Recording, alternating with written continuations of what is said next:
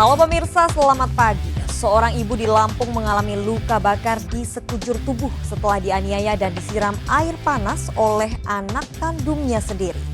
Saya, Brigita Perlina. Kita jumpa lagi di program Berita Kriminal. Bersama kita akan mengungkap dunia kejahatan dengan berbagai laporan kriminal di dalam Sergap. Jajaran Polri hingga saat ini aman terkendali.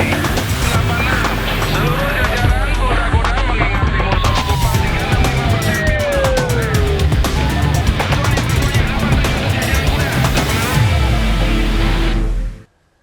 Pemirsa, gudang makanan dan minuman di Cengkareng, Jakarta Barat ludes terbakar. Diduga penyebab kebakaran akibat korsleting listrik.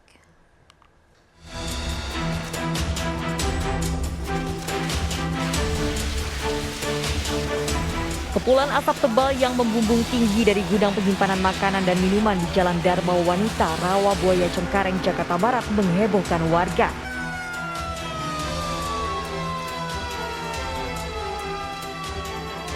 Kebakaran terjadi dalam waktu singkat. Api dengan cepat membesar, meludeskan barang-barang yang mudah terbakar dan merembet ke seluruh isi gudang. Pemadam kebakaran yang tiba di lokasi langsung berupaya memadamkan api yang berkobar dari dalam pabrik. Menurut saksi, saat kejadian tidak ada karyawan di dalam pabrik. Diduga kebakaran akibat korsleting listrik. Listrik. Korsleting listrik. Iya. Kalau untuk pegawai Pak? Pegawai belum ada yang datang. Libur atau seperti apa? Libur karena memang hari libur. Libur. Api baru padam setelah 10 unit mobil damkar dikerahkan ke lokasi.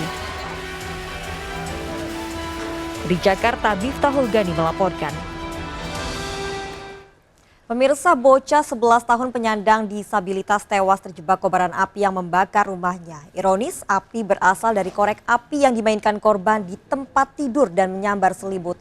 Saat kejadian, korban berada di rumah hanya berdua dengan adiknya yang berusia 5 tahun.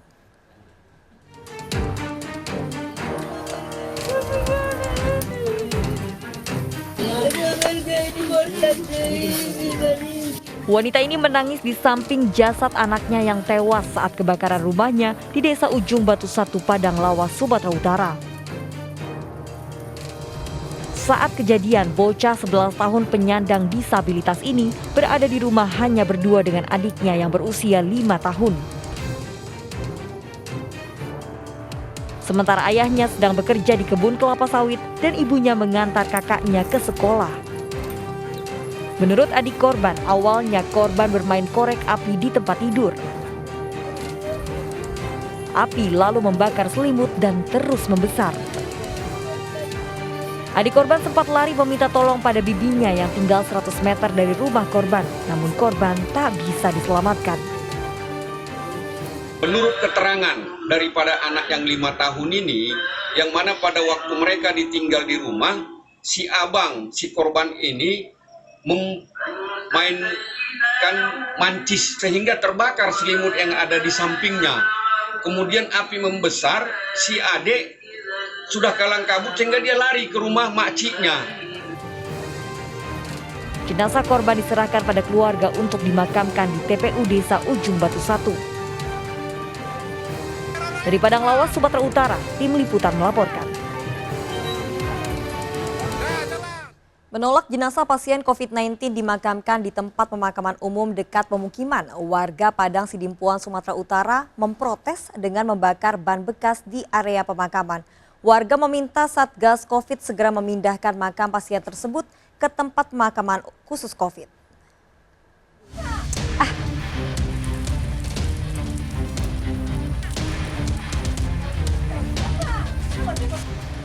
Ini dilakukan sebagai aksi protes karena petugas Satgas memakamkan pasien COVID di TPU yang jaraknya hanya 10 meter dari pemukiman warga. Selain itu, petugas juga tidak berkoordinasi dengan warga. Padahal pemerintah telah menyediakan lahan khusus untuk pemakaman pasien COVID-19. Pas sepi orang sini, nggak ada orang, tiba-tiba udah ada penguburan COVID. Jam berapa? Nggak ada yang ngasih tahu? Nggak ada deh. Jam berapa itu dikebumikan di sini? Sore kira-kira jam 4, jam 5 gitulah. Bu, kenapa ibu mau dibongkar kuburan ini lagi? Iyalah dekat rumah dek. Kan ada pemakaman COVID disediakan oleh wali kota. Kan? Kenapa harus di sini? Pasca aksi protes dan pembakaran, warga melakukan pertemuan dengan Satgas COVID-19. Jelas tuntutan kami hanya satu, makam itu dipindahkan. Kali tidak, Bang. Saya saksi mata langsung dari awal penguburan korban, dari penggalian kuburan sampai selesai pemakaman. Itu nggak ada koordinasi sama sekali. Tiba-tiba datang kuburan itu digali dalam waktu sekejap, 1 jam, itu sudah siap, lalu mobilnya datang. Pemakaman pasien COVID-19 menimbulkan kekhawatiran warga akan penyebaran virus corona. Warga mendesak Satgas COVID untuk memindahkan jasad ke tempat pemakaman khusus. Sementara sejumlah petugas dikerahkan ke lokasi untuk meredam aksi massa. Dari Padang Sidimpuan, Sumatera Utara, Indra Mulia Siagian melaporkan. Pemirsa, petugas membubarkan kerumunan di kafe yang nekat menggelar kompetisi dance. 5 orang termasuk pemilik kafe terancam 1 tahun penjara.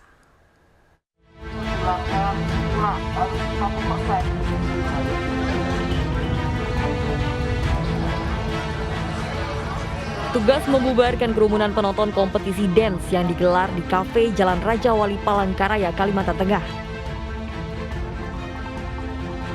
Pembubaran dilakukan setelah warga sekitar melaporkan kegiatan yang tidak menerapkan protokol kesehatan. Kompetisi dance terbilang nekat. Ratusan peserta dan penonton berkumpul tanpa menjaga jarak dan tidak menggunakan masker di ruang tertutup. Kegiatan ini dapat menjadi klaster penularan virus corona. Tidak melakukan prokes, telah melanggar, tidak menjaga jarak, tidak menggunakan masker, ada beberapa. Sehingga karena hal ini adalah bisa menyebabkan penularan COVID-19, penyebaran. Ya. Untuk itu Satgas mengambil tindakan tegas, kita membubarkan. 5 orang saksi diantaranya pengelola, pemilik dan panitia penyelenggara acara diperiksa dan terancam hukuman maksimal 1 tahun penjara. Dari Palangkaraya, Kalimantan Tengah, Ade Sata melaporkan. Pemirsa, korban penodongan dan perampokan di Pademangan, Jakarta Timur merasa tidak diikuti oleh para pelaku sejak membawa uang dari kantor bank. Para pelaku beraksi menggunakan senjata api dan merampas uang puluhan juta rupiah dari korban. Polisi akan memeriksa jenis proyektil yang sempat ditembakkan para pelaku di paha korban.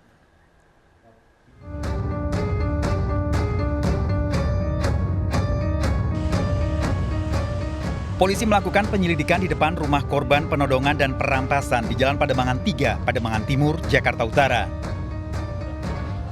Bercak darah akibat tembakan senjata api yang mengenai paha korban masih terlihat di lokasi. Korban juga terjatuh dari sepeda motor setelah tas yang dibawa dirampas para pelaku.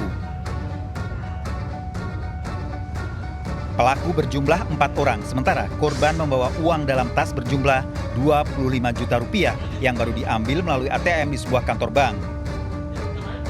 Di dalam tas juga terdapat handphone milik korban. Untuk pengakuan korban, dia tidak merasa diikuti, tapi kita masih mencoba untuk membuka CCTV yang ada, baik di depan rumah kediaman maupun di pihak bank. Untuk peluru masih berada di dalam tubuh korban, belum kita ambil, masih kita dalami untuk betul-betul kita melihat jenis proyektil ataupun peluru itu jenisnya apa, untuk mengetahui pasti senjata apa yang digunakan oleh pelaku. Jeffrey Jumat lalu menggunakan motor dari bank ditodong perampok di depan rumahnya. 4 perampok datang dengan 2 sepeda motor.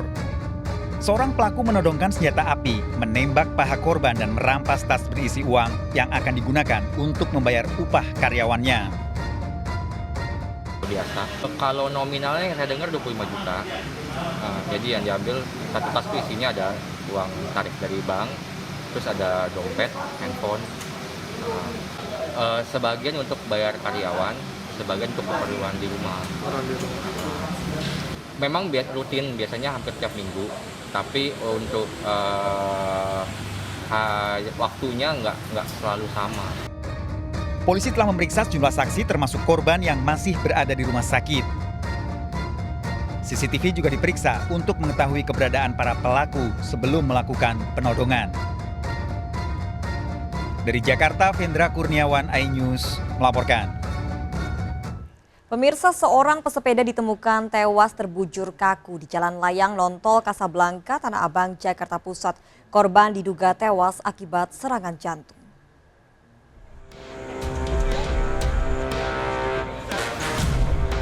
Warga gempar saat mendapati seorang pesepeda pria dalam kondisi tewas terbujur kaku bersandar di beton pembatasan Jalan Layang Nontol Kasablanka, Tanah Abang, Jakarta Pusat.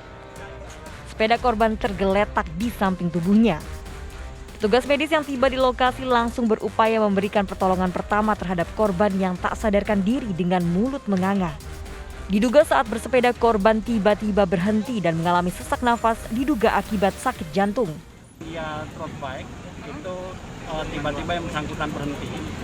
Kemudian komunitasnya memang tidak ada yang memahami terkait dengan kesehatan, sehingga tim AGD dari Dinas Kesehatan itu langsung membawa yang bersangkutan ke Rumah Sakit Tarakan. Saat ini yang bersangkutan sudah dibawa ke Rumah Sakit Tarakan. Kemudian sepeda dan perlengkapannya ini kami amankan, disimpan di kantor Dinas Perhubungan. Kakak kandung korban membenarkan adiknya bernama John Rashad memiliki penyakit jantung, bahkan pernah memasang alat bantu ring. John biasa bersepeda bersama komunitasnya, namun saat itu memutuskan berolahraga sendiri. Dia pernah pasang ring 15 tahun yang lalu, pasang jantung. Oh, pasang jantung. Berarti emang punya penyakit jantungnya sendiri? Dulu, tapi udah nggak lagi, udah ini sepeda, ya, termasuk sampai Irwan kan. Nah, cuma ini hari dia sendiri, ya. Jasad korban dimakamkan di TPU Jeruk Purut. Kejadian ini menjadi imbauan agar memperhatikan kondisi fisik sebelum berolahraga. Dari Jakarta Pusat, Raniston Sanjaya melaporkan. Jenazah John Daniel Rashad, pesepeda yang ditemukan tewas di Jalan Layang Nontol, Kampung Melayu, telah dimakamkan di TPU Jeruk Purut, Jakarta Selatan. Diduga korban meninggal akibat serangan jantung. Duka menyelimuti saat jenazah pesepeda John Daniel Rashad dimakamkan di TPU Jeruk Purut, Jakarta Selatan. Pria 62 tahun ini diduga meninggal akibat serangan jantung. Korban diduga tidak kuat melanjutkan perjalanan saat mengikuti road bike di Jalan Layang Nontol, Kampung Melayu hingga ditemukan tergeletak. Namun nyawa korban tak bisa diselamatkan.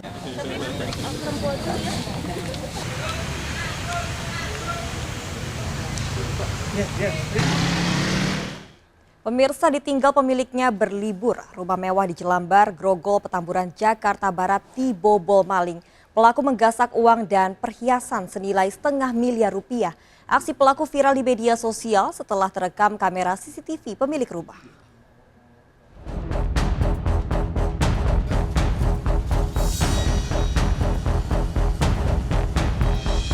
Rumah kosong ditinggal pemiliknya berlibur di Satroni. 4 orang maling di Jalan Jelambar Selatan, Grogol, Petamburan, Jakarta Barat. Dengan mendobrak pintu, pelaku masuk ke dalam rumah dan langsung masuk ke kamar utama yang ada di lantai 2. Pelaku menggunakan linggis untuk membongkar brankas, namun karena tak berhasil, pelaku membawa kabur brankas. Korban yang sedang berlibur di Bandung baru mengetahui rumahnya kemasukan maling setelah mendapat informasi dari tetangga. Total kerugian korban mencapai 500 juta rupiah karena brankas berisi emas batang, perhiasan, mata uang asing, dan surat berharga. Laporan tetangga, kabarin kita di posisi kita lagi di Bandung. Kerugian kurang ingat ya apa aja di dalamnya. Perkiraan sih ada 500 juta. Menuju CCTV kita identifikasi ada 4 pelaku. 4 pelaku yang sudah kita identifikasi ciri-ciri fisiknya dikarenakan dari bukti dari petunjuk CCTV sendiri. Mereka menggunakan 2 motor masuk ke dalam rumah dan langsung menuju ke kamar utama untuk mencari perhiasan yang ada di dalam brankas. Polisi memburu para pelaku. Dari Jakarta, Miftahul Gani melaporkan. Seorang bocah perempuan kelas 6 SD di Minahasa diduga tewas diperkosa. Jasad korban ditemukan terbungkus karung. Pelaku diduga tetangga korban. Ikuti informasi lengkapnya sesaat lagi. Sergap segera kembali.